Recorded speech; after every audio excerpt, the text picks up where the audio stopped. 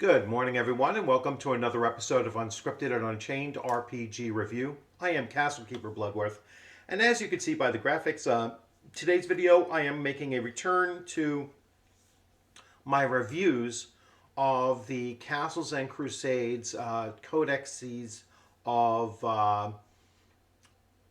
mythologies, so real-world mythologies, gamified and brought into the Castles and Crusades, game system, and for insertion into whatever world you happen to be running Castles and Crusades in. So whether it is its official setting of Aird or it's Castle Zadig Igsburg, you can bring all of these various mythologies into your own game setting, even if you're homebrewing a game setting as well. So without further ado, I want to start taking a look at the Codex Classicvm, which is obviously it's going to be Greek and Roman mythologies brought into the Castles and Crusades game system. So let's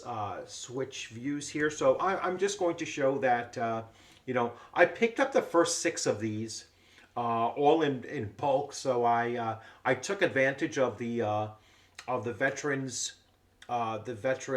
discount that Troll Lord Games provides, and so thank you very much for that, because it does allow me to really fill up my bookcase. As you can see there, everything right there is my Castles and Crusades collection, and it's ever growing. And so I picked up about 6 of these. There are several more that I haven't gotten yet. So they've just released, out of the Kickstarter, but now you can buy it. Outside of that is the Chinese mythologies. So looking forward to picking that up as well, and several other things that are coming out over the next several months or so. So really excited about everything coming out of Troll Lord Games. So that being said, let's get into this right here. Now you can see that it's, the cover here says this, but when you look at the PDF, it's a different, or the image file that I use for the thumbnail, it actually says Classicvm. I like the Romanesque way of writing it, so that's where I went with it. So here we go. And so let me expand the view here so you can read along or follow along with me. Oh. And here we go. Ooh. Is this going to be sluggish? Let me just let it get caught up. Sorry about that. So this is by Brian N. Young, and he is a historian by education. So he does most of these, and the historical content of them, the research that goes behind these is really upper tier. Without question, heavily researched and then translated into gaming form. So it's superbly done. All the interior art and cartography is by Peter Pradley, and then there is some others as well, Jason Walton, and so on. So here we go. And this was printed in 2016.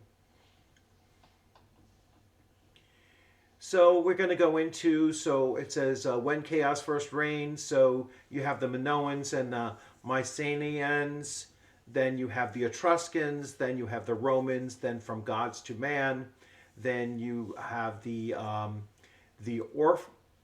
Orphic version of creation story according to Diodorus Siculus.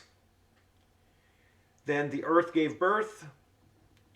There is ancient Greece, the Macedonian world, Etruria,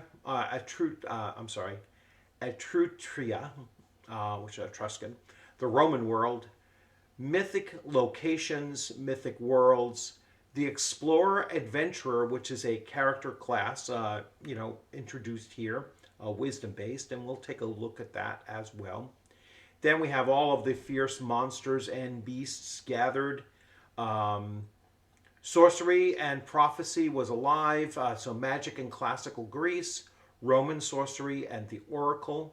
I'm surprised the Oracle isn't a character class here, but we'll take a look at it. While jealous gods and titans battled, so a whole section on the deities and titans of the time, then or of the mythologies.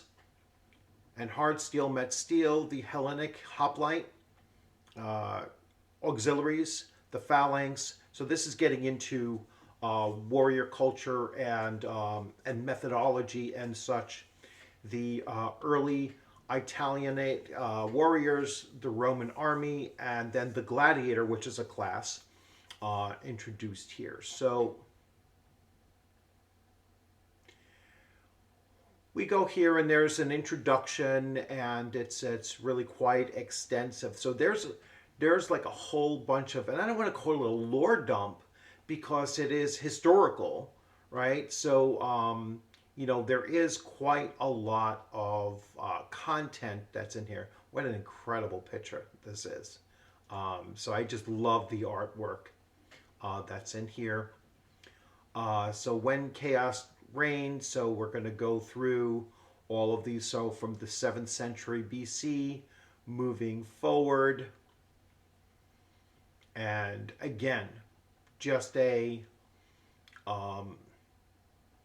historical dump, all right, on everything. I don't want to call it a lore dump. It's a historical dump of information to know and kind of familiarize yourself with the actual real world events that would then lend themselves, in many cases, to this mythology or to these mythologies, and then they're gamified.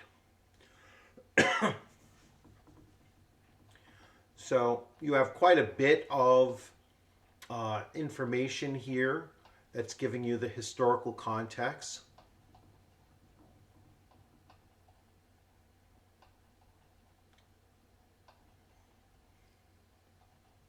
And again, it's a lot. We're still into historical context here. A nice map of the region that we're talking about with ancient Greece.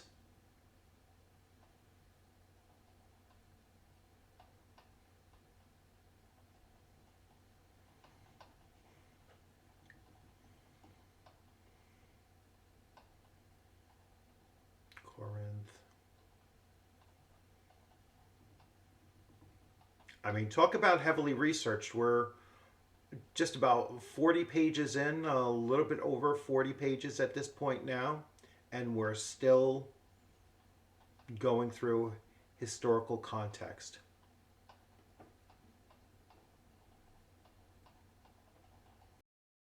And that's something that you'll see, across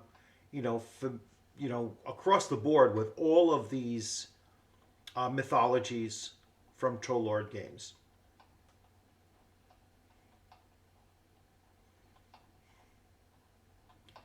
Let's start getting to the gamification. Oh, here we go.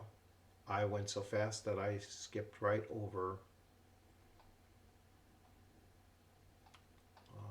Let's see. Olympus. Let's see.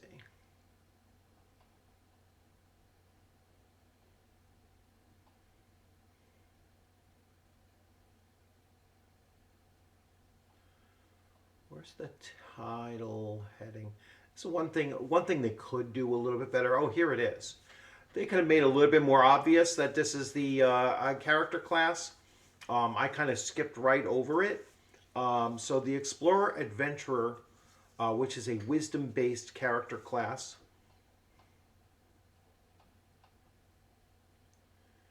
Their abilities, so they have cartography, At third level, the explorer possesses a collection of maps. These might be worth about D20 times 1,000 gold, and even more depending on whether where in the world they are at. At fifth level, now the map collection is truly spectacular. Assistance: once the adventurer or explorer has earned a name for themselves afar and returned to the homeland enough, there will be a market for what he or she does, and people will seek employment. In the first few years, this may only be their adventuring companions or other player characters, but over time, this will change as the expeditions become grander and the destinations farther. And then it shows how many NPCs that they attract at various levels. These are their assistants. They have a geography skill. Explorer type: from the beginning, the character wanted to be an explorer. It is assumed the nature of what type was left to them. This path sets course of their future and dangers that will lie ahead. The castle keeper and the player together work on the type of explorer so that the campaign can fit the character type. This list is is a starting point for inspiration. So it's not guaranteed, or this is not the only, but you can be a marine. So primarily sailing and rowing the waters of the seas of Kronos or Oceanus. Earth, so traveling through the rough mountains, across deep rivers, and wading in barbarian countries. This is awfully dangerous. Many explorers forego this option, even though this is the easiest and obvious, but it also leads the explorer to neighboring lands, which are typically hostile. Mythic: these explorers are few and rare, and they seek the places of legend. It is a city, temple, battle site, or other mentioned location from tales. They will travel to find evidence of it and return with proof.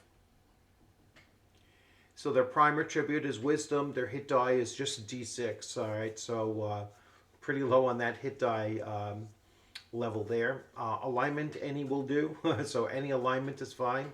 Weapons allowed, mostly any, but explorers usually hire warriors and mercenaries to do their fighting for them. Armor allowed as above with weapons. Their abilities are cartography, the acquisition of assistance, geography, and their explorer type. And here we have their... now here it has their hit die listed as D10, so perhaps the D6 is wrong or the D10 is wrong. So I'm not sure. That's something that I will ask, or hopefully somebody from Trollord Games hops on this and clarifies. Their basic to hit begins at level 2 with a +1, and then it goes up every single level. That tells me that this is most likely, the D10 is most likely the proper hit die type, because that is more related to a martial class. Let me zoom back out again. So now we get to the fierce monsters and beasts are gathered here. One thing I want to point out, and my Castles and Crusades campaign last night, they actually engaged with a bog hag. And when you're presenting your player characters with some of these mythological creatures, beasts, monsters, and such, one thing is really important to recognize and to see here is that they have some stats that are just incredible. Especially damage stats. So when you're throwing them against, when you're throwing the party against some of these mythological creatures, it's their standard attacks that are usually, way, way over the top. So look at this boar here. This boar here has 10 hit die, D20s as their die type. All right, so this thing's going to have a massive amount of hit points. Even if you use like the averages, right, and you give them, on a D20, this thing's going to have about 150 hit points, most likely. Then it has a movement rate of 80 feet. All right, average human has a movement rate of 30 feet. So there's no way of running away from this thing and outrunning it. Its AC is 19, which is really, really tough to hit. Its tusk damage does 6d10 damage. Its trample does 5d8.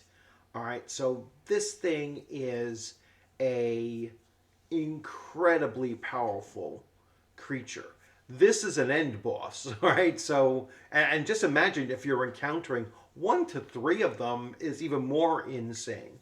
But this is an end boss type of a creature to face off on, and you would need to have a very high leveled party to deal with these kinds of things. So just be mindful of that when you're taking a look at many of these mythological creatures. Even if they're small, sometimes they dish out a huge amount of damage. This one here is based on weapons, so that's a little bit different. But when we go to even like a giant bird here, this giant bird here has decent amount of hit die.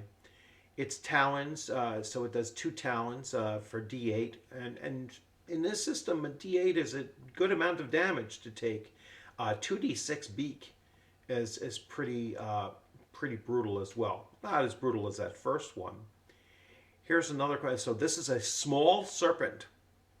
A small serpent that does 4d8 damage with its bite. All right, that's incredible. So these are the kinds of things that you have to be mindful when you are putting your player characters, your player character group against mythological creatures. They tend to dish out tremendous amount of basic attack damage. 4d8 here for a Cerberus. 4d8 damage for its claws. Its head, its hound head does 5d10. Its serpent head does 6d6.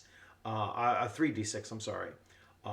So they do a lot of damage involved here.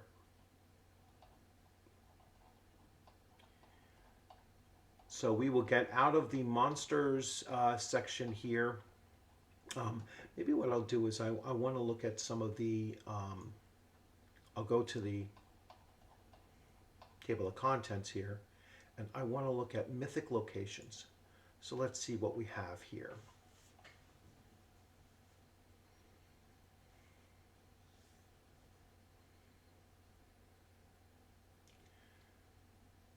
Let's see if anything really does jump out as something I'm familiar with, and see. Libya lying on the fringes of the known world as Egypt, Scythia, Gaul, and Ethiopia. This region filled the Hellenic imagination with stories of their wildest imaginings. It was said to be where Libya, the daughter of the king of Egypt, lived. She was taken advantage of by Poseidon, who later became pregnant with several of his children, Belos, Agenor, and Lelux. Because few Greeks have really been to the actual Libya, The Hellenic stories are varied and anything is possible there. Mount Ida,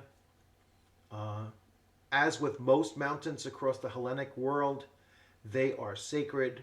There are two of these names, of these things called the mountains of the goddess, referring to the goddess of Cybele in Asia Minor, and so that of the mountain of Crete, which is newborn Zeus, was nursed by Amalthea, and the second is being sacred to Rhea. All right, so there's just, different historical mythologies that the real people held about some of these things, some of these locations, and it's through their view, the mysticism attached to it. So that's pretty cool. And let's take a look at the oracle and see why. So here they list it like a character class, and I said that that was kind of strange to me that it wasn't treated as a character class. So you're seeing my first view of this as well. This is my first deep dive into it, and so let's see if they treat it fully as a character class. They have its abilities, so divination,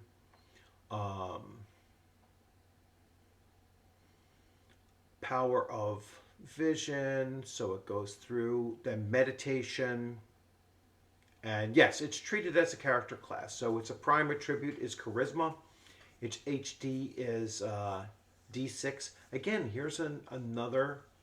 Now this one strikes me as being more related to D6 than the Explorer. But again, there's an issue with this difference here. So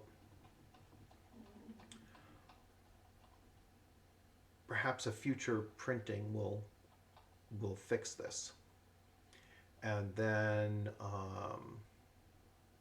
we have a Nocomantis, a fantasy, so the basic fantasy necromancer, which was degenerated into a purely evil and sinister being.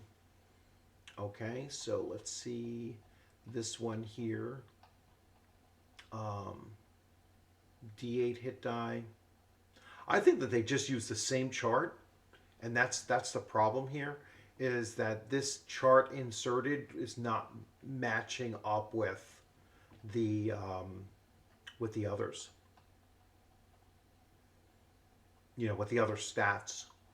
So that's definitely something that needs to be looked at and clarified, and hopefully it can be fixed in a new printing. So here we get into chapter 5, and we're starting to deal with the deities, and this looks like the deities of the Romans. So we have Hera, and Romans and Greeks shared deities. They just changed their names.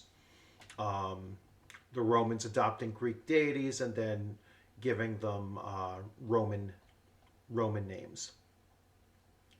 Apollo, Artemis, Athena, Ares, the god of war,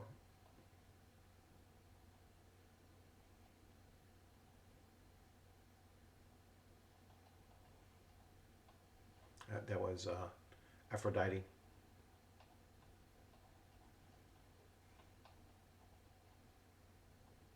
Dionysus. Hades. Hecate. Persephone. Pan. Eros. I'm not going to try that. Elethea.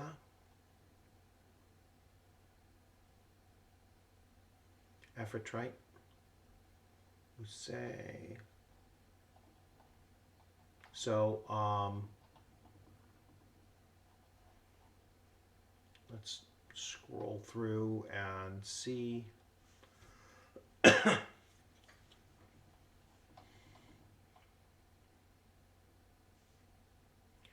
Thanatos, the King of Death, Hypnos.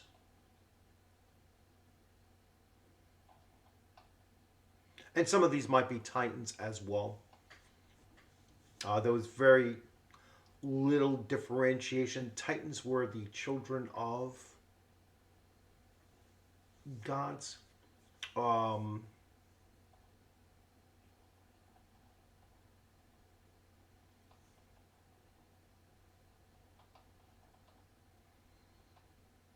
Or vice versa in some of the mythologies as well.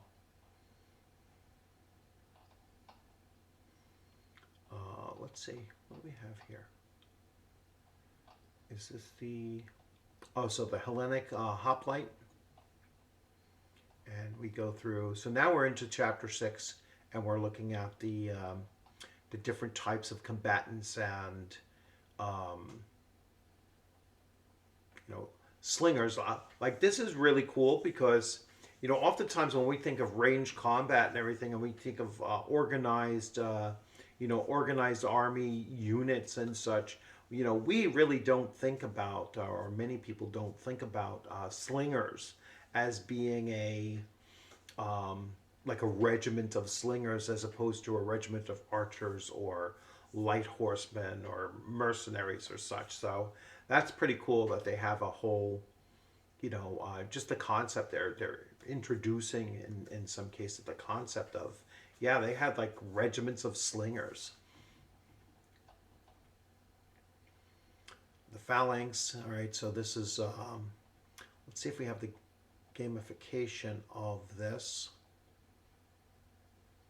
and what kind of, well, we didn't get to the gaming stats of it. I think they're just talking about in the context of what the group numbers are and the actual methods that they're using in this, but we're not seeing game content yet, or at least I haven't come across it yet. So this is so let's see, this is a character class. And let's see, so the gladiator. So the gladiator is strength based. And let's go to the box down here. And now here, D12 HD is wrong here. But now it's certainly a different box set here, because this here stat block is more in line with a typical fighter. So basic to hit starts at level 1 and it progresses all the way up to level 12. 1 through 12 is the bosses. Hit die here is 10. Hit die up here is 12. And then we get to there. So